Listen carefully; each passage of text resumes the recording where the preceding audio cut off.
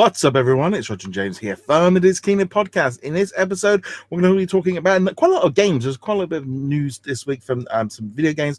We're going to be talking about some Disney Infinity 4, Fantastic Four coming to the Marvel games. We'll also be talking about the Alien Blackout game, some Kingdom Hearts 3, and finally some Blu-rays as well that got announced. So it was almost that kind of thing, like it was the first week after Christmas of everyone being back to work, and everyone had to send out all their press releases all at once this week. I mean, marketing people have to work too, so. Yes, so they're all back. So let's kick off with, I know that this topic is very dear to James's heart. This week, some Disney Infinity 4.0 video of like pre-cut early alpha footage. Now the game is not coming out. This is not coming out. This is still cancelled. It's been nearly 4 years, but some footage came out showing off like a world in Aladdin, and it was apparently the code name was Disney Infinity 4.0 Kingdoms, and it featured like Aladdin and all the different characters from the previous game, and it had a little boss fight with Jafar. And it was one of those stories of like, I think there were some people that were like, you know, the Disney Infinity fans were like, yay, and then there's a load of us as well that was Disney Infinity fans who were like, oh no. It's been a long time since we've heard anything about anything Disney Infinity. I'll be honest, I was never expecting anything more else to come out, but they certainly did come out with this. It was quite a long video as well. It was about 5 minutes or so. It wasn't like it was just rushed and it looked like somebody just created a toy box. This was some specialized video footage. I have no idea. No. I didn't watch it. You didn't? I don't. No. Yeah, I can't be bothered. It's a game that's not coming out. No, because this is the thing. Because when you messaged me and you go, I really do not get why people are still excited about it. And it was one of those things of seeing this footage. It was a bit like, this looks great, but I'll be honest, I don't know if it actually would have stood up the test of time if it got released now. If it was out, say that it was back in September and they'd released it.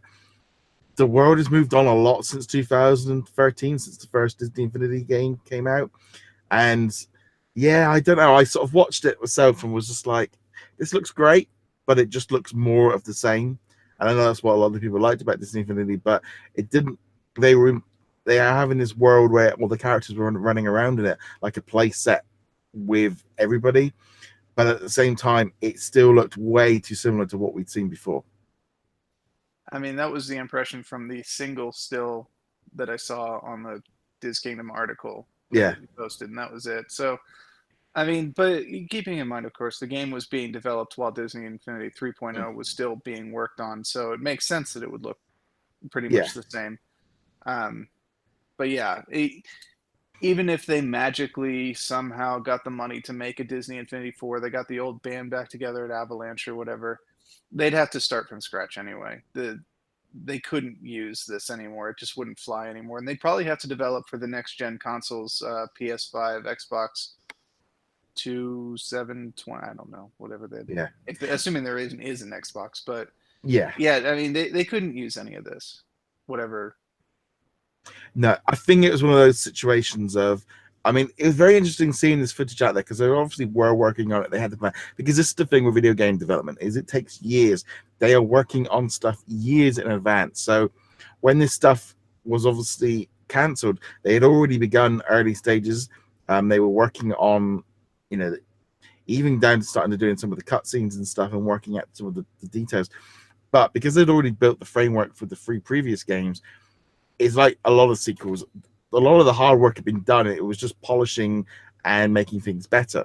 And on one hand, it's like I said, there's a massive gap in the market which Disney are not filling very well. Even though we are talking about a number of video games today, they have left a big mark. And this footage just shows they have missed it and they've not filled that void. And like we said, it's been nearly, it was 2015 when 3.0 got released.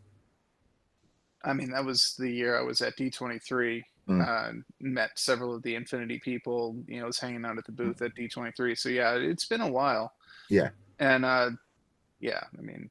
Yeah, it was just one of those situations of it just being, it came out of nowhere, and it looks great, but at the same time, it was just like, ooh, we finally let this thing go, and this kind of video. It was interesting, but at the same time, it was a little bit bittersweet because a little bit more than like the Rogue One and the Moana details, because I still think they missed the boat with the Moana one. But this game was still very, very rough, and it would have been a few years away from going. But I'm definitely check out the full trailer, if you or the full kind of rundown where he kind of went into the details. You'll find the link on the article on DisKingdom.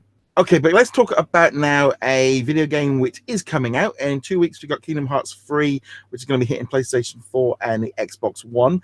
And to make sure that fans aren't spoiled, Square Enix announced last week that they're going to be adding the secret video and the ending video are going to be downloadable content that comes for free about 2 days or a day after the game launches. So there's been a lot of these games getting out early, some retailers pulling it out early. To make sure that didn't happen, they put it on as DLC. On one hand, I like it. On the second hand, I don't like that. But it's definitely an interesting way that they're kind of making sure that things aren't spoiled for people. Yeah, I'm actually not a fan of this method personally. I think that I understand why they're doing it, especially because they have such a crazy amount of control, or they try to have such a crazy amount of control over these games when they're released, that yeah, they don't want it spoiled. But making people go to the store, download it for something that should be included, yeah, I'm kind of iffy on that. But I mean, this is Square Enix. This is the Kingdom Hearts games. There were large sections of 2.8 and 0.2 where we couldn't record anything unless you had an external capture device. This is the same group that doesn't let you adjust the volume of any of the Kingdom Hearts games, music or any of that nonsense. They have this, I want to say, overinflated sense of how important their story is. No, I'm going to piss people off with that comment, but it's true. They really think that they've got some grand opus going on here. It's like, no, it's a story with Sora and Goofy and Donald beating up little black heartless creatures and all that stuff. It's not this great grand thing, despite what some people might want to say. Yeah, I'm going to be honest. I mean, I would say I'm trying to avoid spoilers, but in all honesty, if the entire game got spoiled, I wouldn't really know what was going on anyway.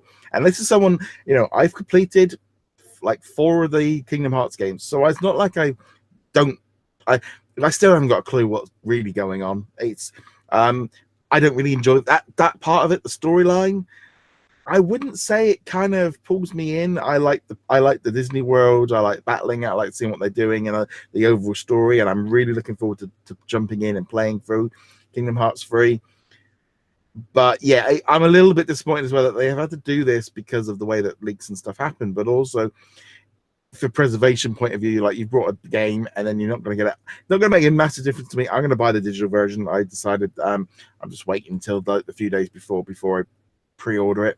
There's just no point pre-ordering digital games. There's no point pre-ordering games. Period. Well, I know I'm going to buy this. I know I'm going to play this day one, so it's a little bit along the lines of I might as well pre-order it to make sure it's all downloaded on my hard drive because I know I'm going to. And that's kind of the main point. Really, is I like to go in when I can download them. I've just started getting into digital games. It's just becoming a lot easier now. But there is that side of me that goes, if you did buy the disc, it's incomplete in say 10 years. But the way that patches and stuff are, there was a few other bits and pieces that they've added with the upgrades and stuff. But I thought it was kind of quite interesting the way they've done this. But again, this is the trouble of when they try and get games out to retailers, things leak, when they end up on Walmart's early. But also, it's why they stopped sending small independent game companies, little shops, games early now. They get them after the big retailers because so many of them were selling them early, and yeah, they just kind of had to crack down on all of that. Yeah, and I can't fault them for that. We might be taking shots at the broad Kingdom Hearts story and its sense of importance, but at the same time, there's no reason that these games should be leaking out early, and it's it really is annoying when retailers, whether it's the big box stores like Walmart or your independent store down the street, when they're selling games early, it's not good consumer practice or good competitive practice. They're really kind of screwing with the market, and all of the companies need to make sure that it's consistent, because you don't want to ship games to those little independent stores or to Walmart if they're going to break the street date, whether intentionally or otherwise. And all the other competitors are now going to stuck in that problem of, do we also break the release date because we've got to be competitive? We want to sell the game, and we know people are buying it from this other location, but they shouldn't. They've got to remain ethical. They've got to have a good agreement with the companies. So I'm with them on that one. Yeah, it's always that thing that I think usually I would say most of the time at supermarkets and the big chains, it's done by mistake because the people selling it maybe don't realize, or it's just on a shelf. Or is that small retailers, the game stores, they know what they're doing, and they're trying to get they were using that as a way of getting gamers in to pre-order with them rather than with the big stores, because there was that thing of getting it early, but people cracked down on it. I know with one of the online retailers I was using, they used to always arrive a day or two early. That started slipping, and then they started getting release day or the day after with the shipping, and it was just like, nah. And just a way that I've moved on. But definitely cool the way that they have done this, and I think we're going to see a lot more of this as we're going forward. I mean, on some of the games like the Disneyland Adventures, the game wasn't even on the disc. You put the disc in and then it downloaded it. But hopefully people don't get to do that. When was the last time you bought a disc that didn't immediately trigger like a 20 or 30 gig download? I can actually remember. Oh, yeah. Nintendo. Okay. Yeah. Nintendo. The only one I will go with is the Nintendo Switch, where you can put a disc card in, and it will let you play. I know over Christmas I got Shadow of the Tomb Raider and Assassin's Creed. Pop the discs in. Yeah, massive, great big day one patches to fix those problems. So it's just becoming standardized. I mean, and it's not even day one patches. A lot of the times you put the disc in, and it's like, all right, we're going to go ahead and load the entire game onto your hard drive right now, either download or off the disc. And yeah, even Switch has got day one patches now too. I mean, they're not the standard on the Switch, I'll give you that, but we have been seeing more and more games have day one patches on Switch as well, which is annoying. But I think it's just one of those things where if you're going to give a game as a gift for a birthday, a Christmas, or whatever holiday you celebrate, etc., more and more you kind of have to be like, if you've got access to the console that it's going to be played on, load it up in advance and hope they don't notice or something like that. But it is a pain. I know Christmas Day morning is like, yay, right, I'm putting the disc in now while I go off and have a bath. It was just it was basically but it's more than just that, because everybody on Christmas morning is putting those discs in, and it is basically a DDoS attack on the registration servers. So your download speed for your 80 gig Red Dead Redemption 2 or whatever, it's going to take like 3 days. Good luck. But I know last night I went to fire up Star Wars Battlefront 2. Thought I'll jump in and play some of the bits and pieces on there, and played that for a while. 7 gig download straight back into Assassin's Creed for the evening. Just didn't even. It's like like 2 hours later. It's downloaded. It's like, okay, great. That was my evening's Star Wars Battlefront completely out the window because of a patch. But nevertheless, let's jump over to another story that we kind of talked about last week. There was a new Alien video game. A new Alien game coming out, which called Blackout. It officially announced it pretty much just after we recorded. It's going to be coming to mobile devices and stuff. I think it was January. I don't know if they gave an exact date, but before the end of the month. Yeah, it's coming out on January the 24th on the App Store, Google Play, and Amazon One. The terror of the alien is brought to life in Alien Blackout. Try to stay alive while trapped aboard a crippling space station carrying a deadly alien. I'm not a good exomorph. As they tirelessly hunt you and your crew, outsmart the perfect hunter, and go on. And it is set between Alien and. But now this is the interesting thing. It's actually a paid game. I think it's like $4.99. You buy the game, you play the game. There's no microtransactions. There's no live service. It is literally a download and thing. So when that does come available I will download it, play it. I'll do a let's play on it as well when it comes out, because it's like, yeah, cool. I kind of go, okay, I see what you're doing here. They apparently Fox did come out and say they are working on other console games. They've been quite open about the fact of they realized there was a backlash, and they've been kind of like, no, we are doing Alien video games as well. This was just what it is. Yeah, you think they would have wanted to lead with that, though, given what we saw happen with Command and Conquer, and what was the other one? The other big franchise where they're like, it's a mobile game. It's like, Diablo, that whole thing. Diablo, right? Diablo. Yeah. Where, It's just where they're like, it's a new game. It's a new game in a franchise you love on phone, and the entire crowd just goes, boo. Boo. Yeah, you would have thought they would learn. It's not exactly like there is a trend of people going, oh, you're bringing my favorite franchise to my phone. No.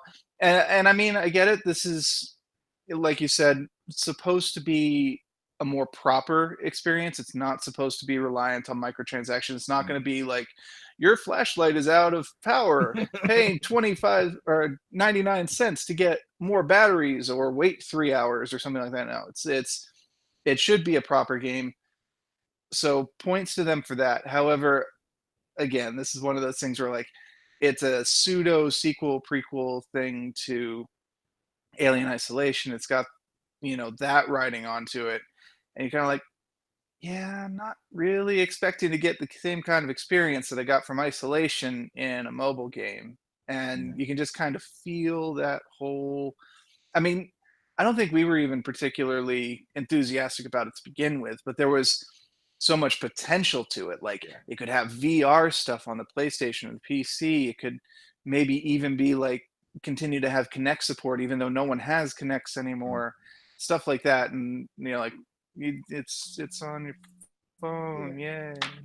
Yeah, it's one of those really weird things. I was reading a great article yesterday on GameIndustry.biz about games closing and things closing down, and the way that affects people, and how mobile games are going through this zone right now of what they called back about 10 years ago, when the AA video game market kind of crashed, where Disney got out of making kind of movie tie-ins, and that whole market kind of died out as customers wanted either AAA or indie. And they're saying now this big thing, really, if so many games are closing down. And I was reading this going, man, Disney really kind of fall into this thing of when a game is either no longer profitable or that is never made any money, because so few mobile games do make money on a live service, and how we're at this point now where customers are used to it, but the whole thing about, like, when they close down and they lose all their transactions, people should expect it, but also that they're not expecting as many games to start kind of coming through anymore because it's overset. And I was sort of reading this going, wow, that really did kind of tie very much into what I feel Disney, and I think Fox Next are really going to suffer with this, because they seem to be throwing spaghetti at the walls at the minute, trying to see what sticks.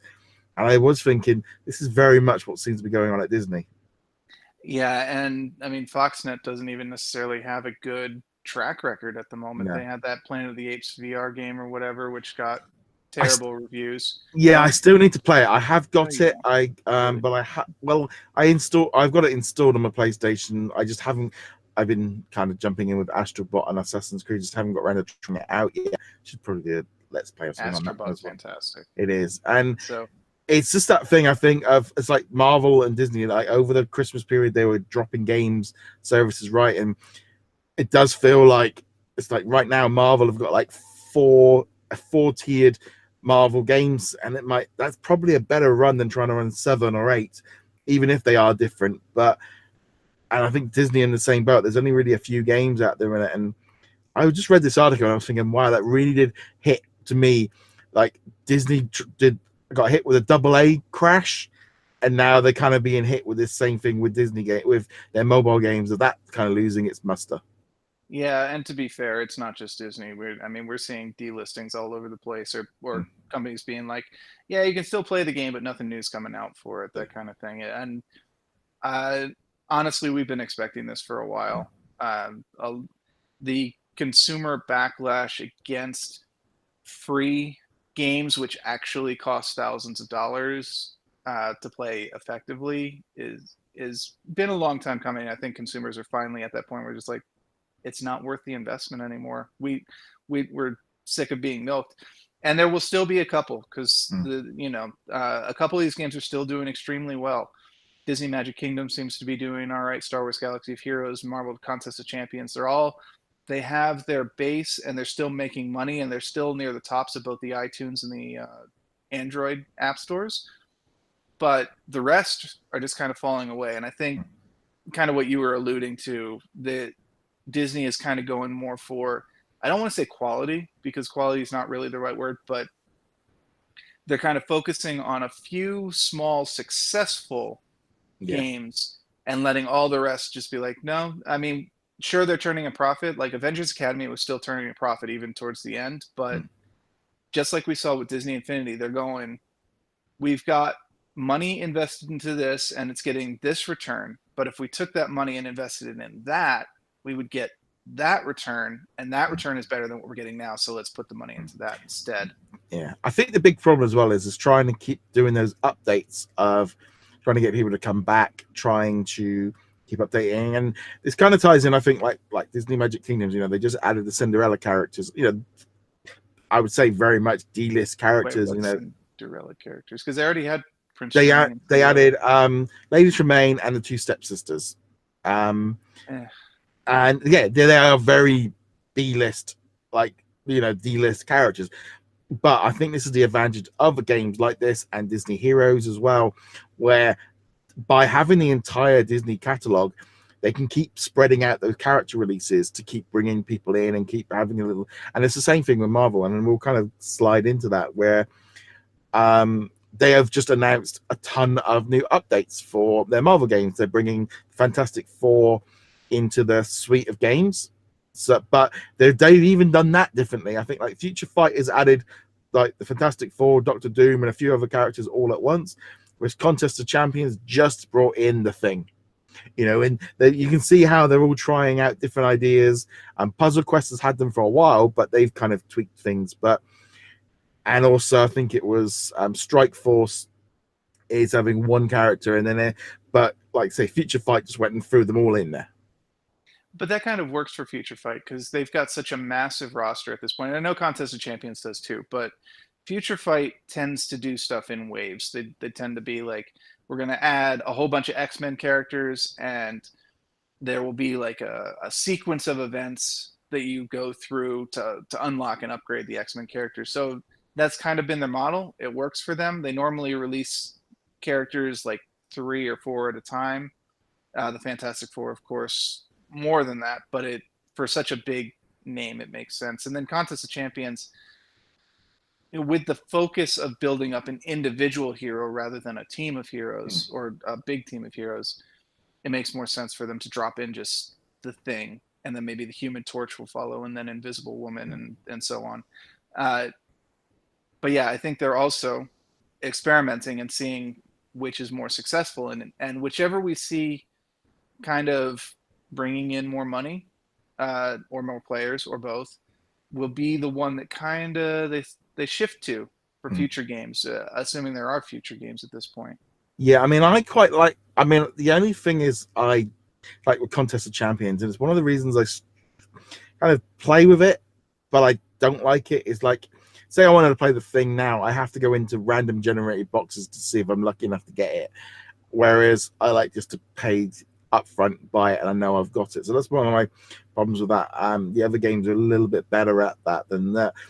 But in some ways, I think stretching out the content makes more sense. It gives you multiple hits. The way that mobile games are about logging in daily and constantly updating and constantly checking in, bringing in 6 or 7 characters all at once, dropping them is great, but you're only going to get that hit once. Whereas if Contest of Champions have got them all coming in slowly, they've got a lot more chance of getting you to keep dropping in. Right, and I think it works for Future Fight, dropping everything, like a whole bunch of characters at once, because they have such a consistent flow of characters. So they can drop 6 characters, and in a couple of weeks they'll drop another handful of characters. But Contest of Champions, they do tend to focus on that single character for a little while, and then they bring in a new character, and then they bring in a new character. And it might also be like development process. Contest of Champions might take a lot longer to create a character than Future Fight does. I don't know. But also, yeah, I mean, the big thing really for me was more about the idea that having the Fantastic Four being in the games, because I mean, you look at it and you think of like the last 10 years, all we've had is X-Men and Fantastic Four being creeped back in of like this like dirty little secret that Marvel didn't want to talk about and didn't push, cancelled comic books, pushed them to the back, put them into other things, and never even had them in the games.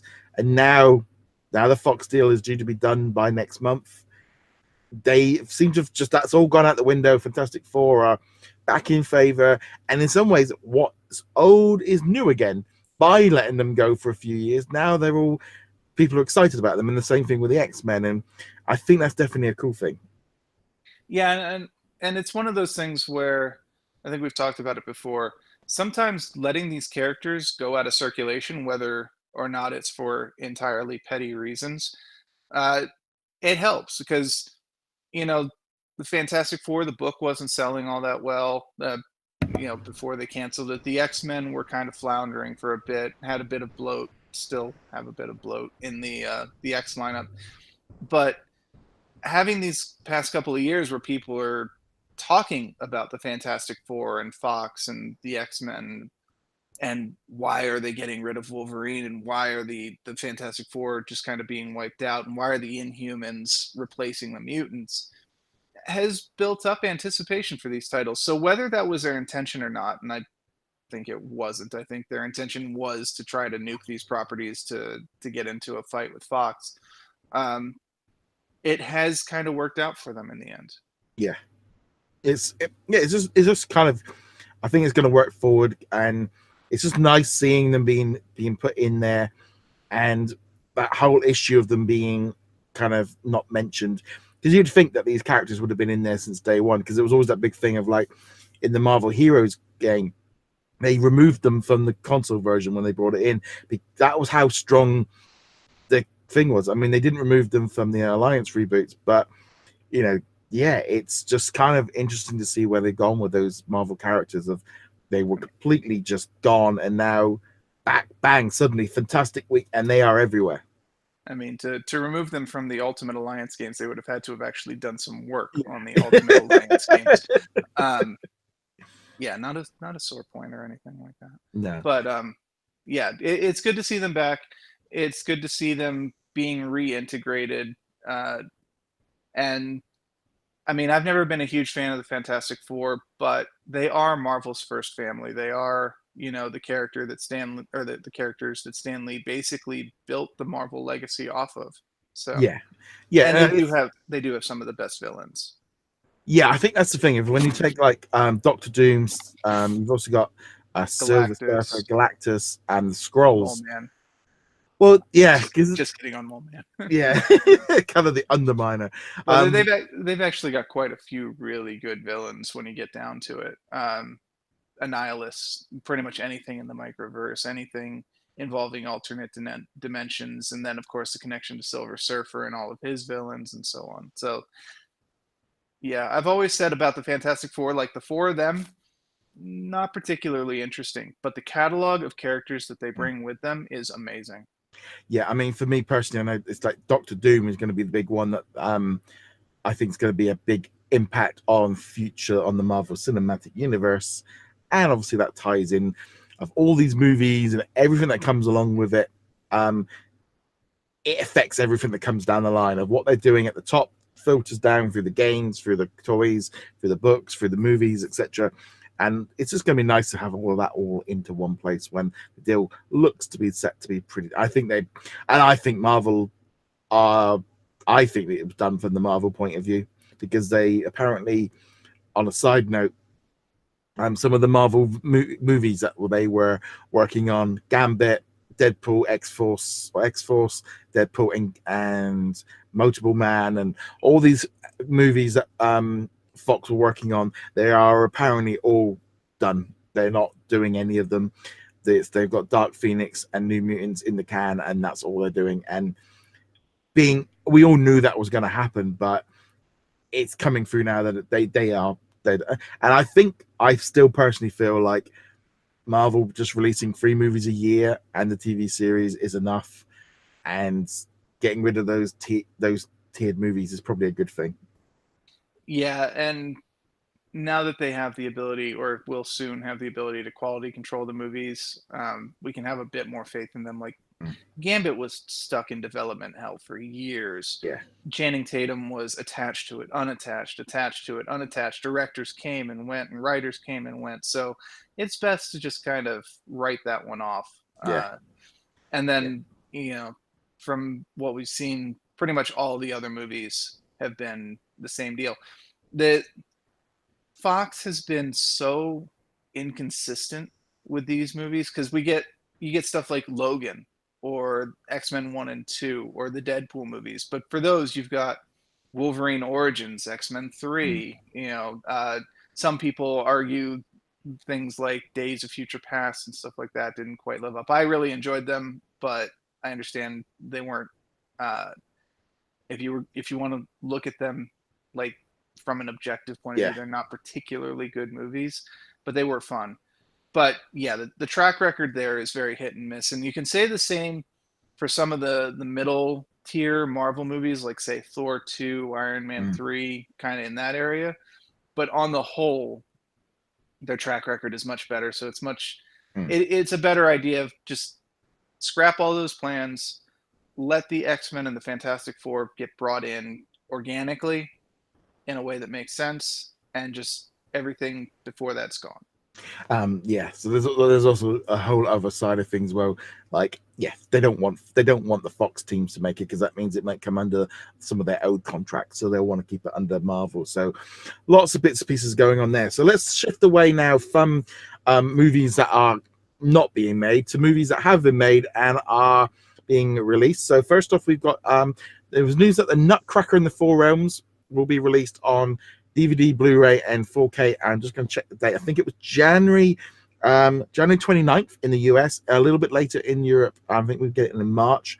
So it's coming out. I thought that was really quick. I mean, I know it's technically probably only about 3 months since the movie came out, but that seems like a really fast turnaround. Yeah, I mean, movies have been turning around faster and faster on the release, especially with now them doing digital releases of movies like 2 weeks before the physicals even hit the stores. So the date just keeps creeping closer, which they're not doing on this one. They are. No, they're not. Which is they did the same thing with Christopher Robin. It does feel like when the movies aren't done as well as they wanted, they do just tend to just do one hit and go. They've almost along the lines of, this isn't worth no one's going to buy this early to get it. Which is funny, because there's almost no overhead on digital sales. It's like they could throw it up there, and even if just 10 people bought it, it's straight money for them. But I really wish as well that with these movies, that when you guys get the digital and the physical versions, they didn't do that over here for Disney movies. We don't have the Disney movie anywhere. That none of that exists. So it's like me with digital movies.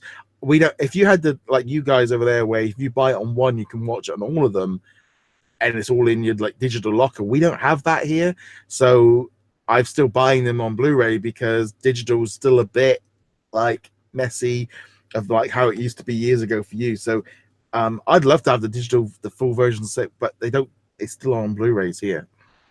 Yeah, it's one of those things where it's just kind of become expected here, where movies that don't have a digital copy are like, wait, what? Why would I pay the full price for something I'm only getting partial?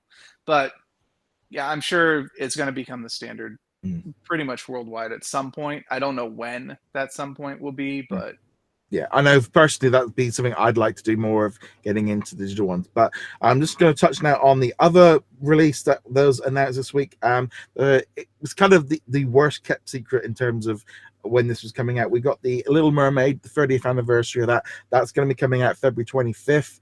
There'll be, again, there's a digital DVD and digital Blu-ray and DVD copy. There's also the 4K version. Target have got a special version of it with a special book.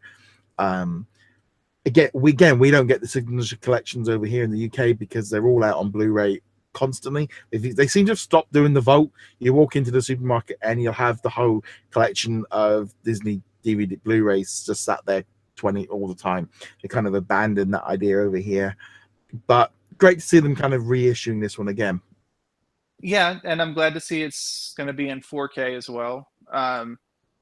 Not really planning on getting it, but still, the fact that they're going to start releasing the old classics in 4K, or continue to release the old classics in 4K, is great because people do love those high quality, ultra high definition. Now, of course, 4K versus 1080, actually, most people can't really tell the difference. And by most, I mean everyone can't really tell the difference. The difference being the inclusion of HDR, which should be part of this as well. So yeah, I mean, I haven't gone down the 4K route. The big reason for that was I still have the original Xbox. I think if I'd upgraded to the Xbox One X, I would probably start buying them there.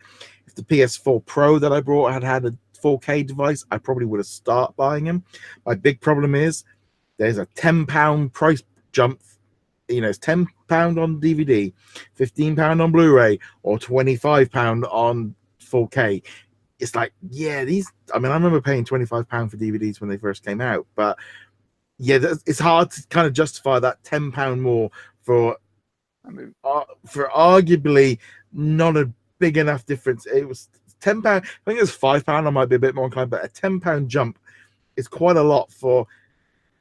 Yeah, like you say, 4K. The only reason I can see the difference on 4K really normally is on the BBC documentaries with David, dynasties and things like this, where you can really see the difference. But on most movies, I really struggle to see the difference. Well, again, this is part of what I do, so I do actually have a fair bit of knowledge of this. The visual difference for humans between 8K, 4K, and 1080p is almost completely negligible. It's such a small difference in our perception that 4K by itself is not worth upgrading to. 8K is not worth upgrading to, and yes, that is starting to be a thing. The difference is HDR, high dynamic range. It's what makes the colors pop more, the blacks blacker, the whites brighter, gives you a higher contrast. And it could be added to 1080p, but TV manufacturers don't want to do that because they need to sell their spiffy 4K. So they've kind of associated HDR with 4K, but it's actually not. But, I know quite often when I'm watching TV, either on like the Amazon app or if I'm on my PlayStation 4, my HDR icon will come up on the screen telling me. And it is that thing of playing on the PS4 Pro in 4K. That's not 4K, but it's HDR. Like you say, it does make a difference to the colors. You can't.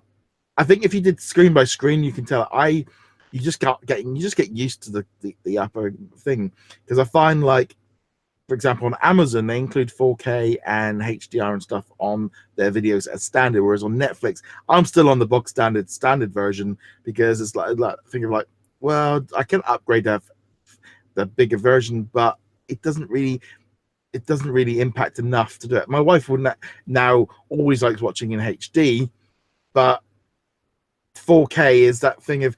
I mean, I know when I'm streaming, like we were trying to stream Dynasties in 4K from the iPlayer app, it kept buffering. It was just too powerful. It's just for me for streaming 4K yet. No, streaming in 4K is not a good idea unless you have a super amazing connection and you don't have a data cap, because 4K will destroy your data cap if you do a lot of it. That's why if I were going to do 4K movies, if I were going to purchase 4K movies, I would actually be going back to physical for those. I do almost all my purchasing digitally. Almost every movie I own is digital. Almost every comic I own is digital. Almost every video game I own is digital. But if I was doing 4K movies, for now, I would be buying them at Best Buy or Target. It's also very difficult for me as well. I'm thinking along lines, like say, about the 8K, of that thing of like getting in heavily into 4K, and I'm already going, Well, hold on, the one behind it is already coming up behind. And I think as well, being an old fart of having previously brought Betamaxes, VHS, I did once look at laser discs, DVDs, HD DVDs, Blu-rays. I am not willing to buy them again on physical. I think I've just got to that point of I could buy if they release a 4K version of Star Wars, it's like I've already brought them 4 times over with. I don't want to buy them again. And I think and it's that thing, I think 4K, I'm looking at it going, it's already obsolete. And that's not a good sign when you're in, it's not enough for me to make me buy into it. Cause like you say, you can't see the difference. Yeah. And I mean, 8K is not going to provide much of a difference either. I mean, you can only get HDR up to a certain point. They're even already talking about 16K. I know that there aren't any purchasable televisions that are 16K, but they've been developed. The only thing keeping them from pushing 8K or 16K as the new standard, of course, is the price on the television sets and the Blu-ray players and stuff. But they want to get it out because they have built up this. I should say, we, because this is something that my company is interested in. But this constant idea of your TV is disposable, and it shouldn't be. It's a multi-$100 purchase in most cases, but they want you buying a new one every single. Let's not every single year, but let's say every 2 to 3 years. They want you to go, oh, I've only got a 4K television, but 8Ks with the Ultra 8 HDR are in the market now. I need to get with the times. And that's what they really want. And the improvements are becoming smaller and smaller and smaller with each generation, because you can tell the difference between VHS and DVD. There's a huge difference. DVD to Blu-ray, there's a huge difference.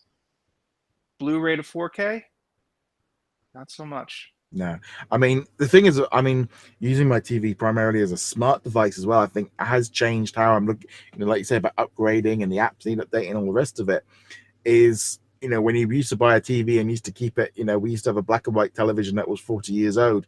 It just kept working until they turned off analog, and you had no inputs. But smart TVs are going to require you to and then the apps start getting slower, and they just, that thing of you're getting into a device. And televisions have never really been like that. Yeah, you had to keep upgrading, but if I bought a new television, that was it for 5 to 10 years. Whereas now, like you say, they want you to start buying them more regularly. And people do.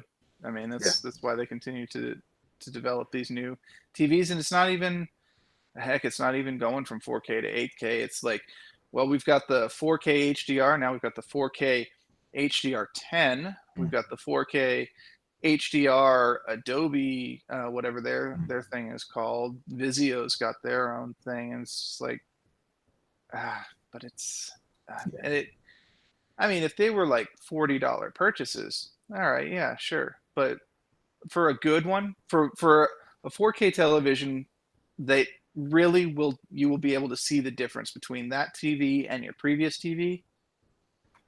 $700 minimum, and that's on a Black Friday sale. Yeah, I mean, it's that kind of thing, like you say, it's all the equipment that goes with it. And I think as we go more digital, you're going to see much more advantage of where, I know, like with the iTunes, if you buy it through them, they are offering like 4K upgrades included with it, and they realize that that's going to be the way they're going to get you, because I think the concept of getting you to keep buying them, I don't think it's working the same way as it used to, because like you say, they can't make that big enough advance to make you to jump up to make you buy these movies again.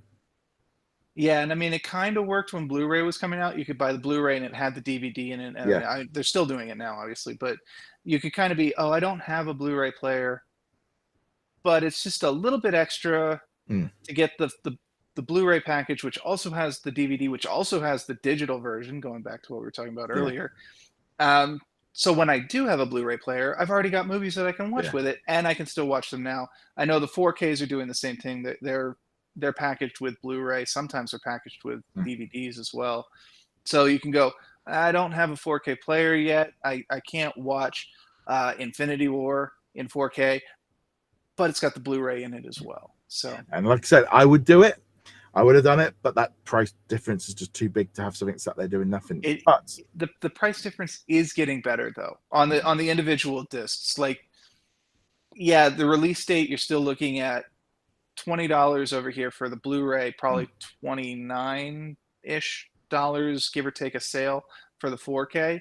But this past Christmas, so many of the 4Ks discs were on sale for under $10. Some of them were on sale for under $5. And when we're not talking about like the budget throwaway stuff, like if I'd really wanted to, I think Spider-Man Homecoming was $750, Deadpool 1 and 2 were like $750 each. Some of the other Marvel ones, not Infinity War, not Black Panther, not the most recent ones, but some of the I want to say older, but that makes you think like Iron Man 1 or 2. I'm talking about like a couple of years ago. Those ones were very reasonably priced. So the pricing is equalizing. Yeah, I think as well, it's having gone from the buying DVD versions of videos I already owned. I didn't do that with Blu-rays, and like now I tend to buy very selected Blu-rays. I'll only tend to buy the Disney movies and the Marvel and the Star Wars. I don't really tend to buy anything else anymore because I just don't tend to watch them. I know with the Disney ones I will reuse them and watch them a few times, but it's just kind of one of those things really and even that I feel like it's changing. But nevertheless, that is this week's episode of the DisKingdom Podcast sorted. So thank you very much for watching or listening. Make sure you do subscribe either on YouTube or on the podcast services. James, where can they find you? Find me at heroiclegacy.com. Okay. Go check us out over at DisKingdom.com, and you can like and follow us as well on Twitter and Facebook. Anyway, guys, thank you very much for joining us. We'll be back soon. Later.